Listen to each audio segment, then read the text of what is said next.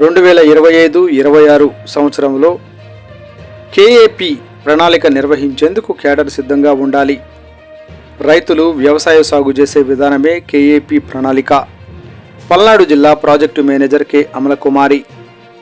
పల్నాడు జిల్లాలో 2025-26 సంవత్సరంలో ప్రతి ఒక్క రైతు తమ పంట సాగు చేసే విధానము మరియు కుటుంబ వ్యక్తిగత వివరాలను సేకరించేందుకు రైతు సాధికార సంస్థ, వ్యవసాయ శాఖ అనుబంధ సంస్థ, ప్రకృతి వ్యవసాయ విభాగం ఆధ్వర్యంలో ఈ సంవత్సరం ఖరీఫ్ యాక్షన్ ప్లాన్ నిర్వహించడం జరుగుతుందని పల్నాడు జిల్లా ప్రాజెక్టు మేనేజర్ కె అమలకుమారి అన్నారు. ఈ సందర్భంగా ఆమె మాట్లాడుతూ జిల్లాలోని అనుబంధ శాఖలైన వ్యవసాయం, ఉద్యానవన, హార్టికల్చర్, ప్రకృతి వ్యవసాయ విభాగం అధికారులు అందరూ కలిసి ఈ కార్యక్రమాన్ని విజయవంతం చేయవలసిన బాధ్యత ప్రతి ప్రకృతి వ్యవసాయ సిబ్బందిపై ఉందని తెలియపరచడం జరిగింది.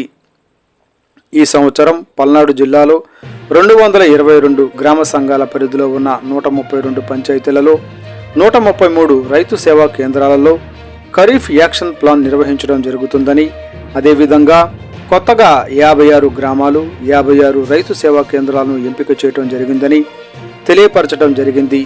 పల్నాడు జిల్లాలో ప్రకృతి వ్యవసాయ విభాగం ఆధ్వర్యంలో జరుగుతున్నటువంటి ఖరీఫ్ యాక్షన్ ప్లాన్లో అనుబంధ శాఖలైన వ్యవసాయ, హార్టికల్చర్, డిఆర్డిఏ, ఉద్యానవన శాఖల అధికారులందరూ పాల్గొని గ్రామాల్లో యాక్షన్ ప్లాన్ను తయారు చేయాలని తెలియపరచడం జరిగింది.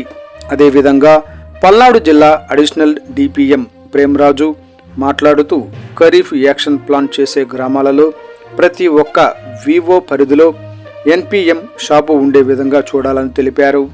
ఈ కార్యక్రమంలో జిల్లా సిబ్బంది ఎన్ఎఫ్లు నందకుమార్, సైదర్య, సౌజన్య, మేరీ తదితరులు పాల్గొన్నారు.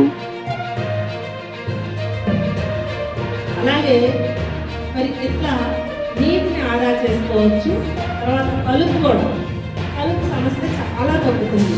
ప్రకృతి వ్యవసాయం చేస్తున్న రైతుల పొలాల్లో వరుసగా 3 సంవత్సరాల నుంచి పిఎండిఎస్ ఎవరైతే వేస్తున్నారో ఆ రైతు పొలాల్లో కలుపు సమస్య పూర్తిగా పరిష్కరించబడింది. అదే పార్షియల్గా చేస్తున్న వారికి కలుపు మీద కొంత ఖర్చు పెట్టాల్సి వస్తుంది. రసాయన రైతులు కూడా కలుపు మీద కొంత ఖర్చు పెట్టాల్సి వస్తుంది.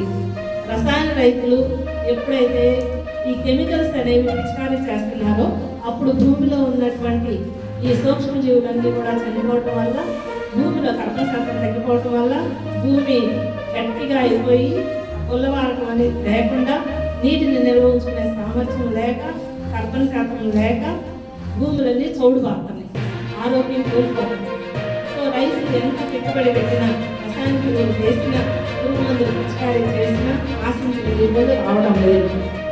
కాబట్టి ప్రతి రైతు కూడా ఈ పిఎండిఎస్ ప్రకృతి వ్యవసాయ విధానంలో సాగు చేయడానికి ముందుగా రబీలో పంటలు తీసివేసినట్టు పొలాలు కాకుండా 30 రకాల విత్తనాలతో పిఎండిఎస్ వేసుకునే విధంగా చూడాలి.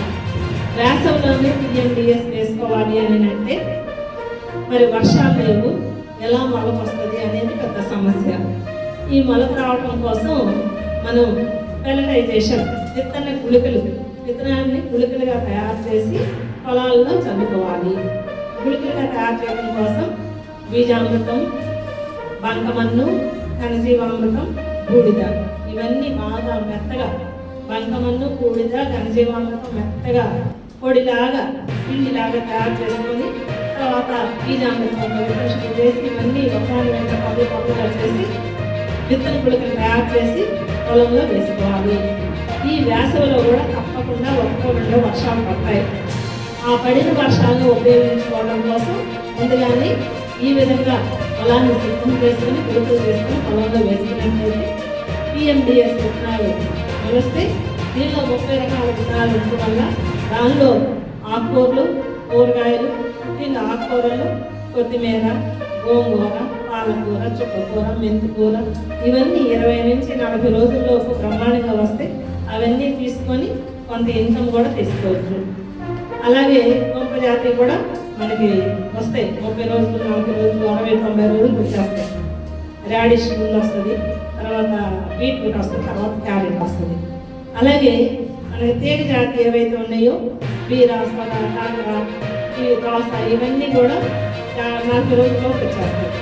కాబట్టి రైతులు పిఎండిఎస్ విత్తనాల్లో 30 రకాలు వేసినప్పుడు అందులో వచ్చిన దిగుబడి తీసుకొని కొంత వారి గృహానికి అవసరాల కోసం ఉపయోగించుకొని కొంత మార్కెటింగ్ చేయొచ్చు.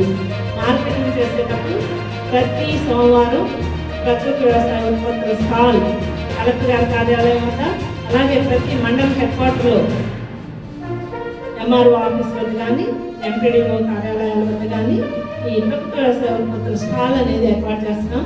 ఆ స్టాల్లో ఎవరైనా ఏటీఎం మోడల్లో పండించిన లేదా పిఎండిఎస్ నుంచి వచ్చిన ఏ గ్రేడ్ మోడల్లో వచ్చిన ప్రకృతి వ్యవసాయ ఉత్పత్తులన్నీ కూడా అక్కడ స్టాల్లో పెట్టి నేరుగా రైతు నుంచి వినియోగదారులకి ఈ ఉత్పత్తులు అనేవి అతి తక్కువ ధరలో ఆరోగ్యవంతమైన పంటలు అందించడం జరుగుతుంది. ఈ అవకాశాన్ని ప్రతి ఒక్కరూ సద్వినియోగం చేసుకునవలసిందిగా మనవి. ముఖ్యంగా ఇప్పుడు మన ప్రకృతి వ్యవసాయ సిబ్బంది అందరూ పిఎండిఎస్ కిట్స్ తయారీ దానిపైన శ్రద్ధ పెట్టాలి. 30 రకాల విత్తనాలు ప్రతి ఒక్క రైతుకి అందుబాటులో ఉండే విధంగా మన ప్రకృతి వ్యవసాయ సిబ్బంది మిగిలిన అన్ని శాఖలతో కలిసి కన్వర్జెన్స్ మీటింగ్ అంటే వ్యవసాయ శాఖ, ఉద్యానవన శాఖ, సెర్ప్, అట్లాగే సెరికల్చర్, పట్టు పరిశ్రమ మొదలైన శాఖల అనుసంధానంతో మన ప్రకృతి వ్యవసాయ సిబ్బంది తయారు చేసిన కిట్లన్నీ కూడా రైతులకి అందుబాటులో ఉంచి అందరూ వేసే విధంగా చూడాలి. కిట్ల తయారీ నిమిత్తము పీడి ప్రాజెక్ట్ డైరెక్టర్, డిఆర్డిఏ అంటే సెర్ప్